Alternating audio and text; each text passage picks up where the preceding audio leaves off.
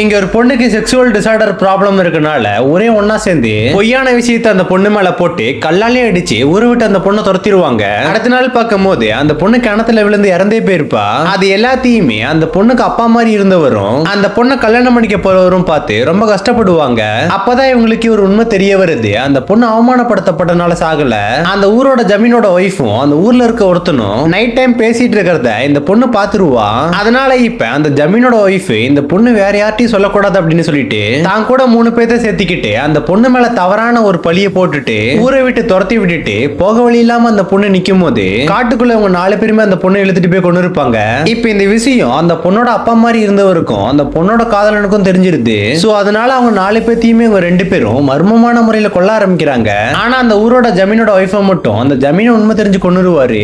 ஏன்னா இவங்க பண்ண சதியால ஒரு நல்ல பொண்ணை அவர் தண்டிச்சிருப்பாரு. இந்த பொண்ணு இறந்து போன விஷயத்த அந்த பொண்ணோட அப்பா மாதிரி இருந்தவருக்கும் அந்த பொண்ணோட காதலனுக்கும் யார்தான் சொல்லியிருப்பாங்கன்னு பார்த்தா கண்ணு தெரியாத மாதிரி ஒருத்த அந்த ஊரையை ஏமாத்திக்கிட்டு இருப்பான். அவன் தான் இது எல்லாத்தையுமே ஒளிஞ்சிருந்து பார்த்துட்டு அவங்க 2 பேர்த்திட்டுமே சொல்லியிருப்பான்.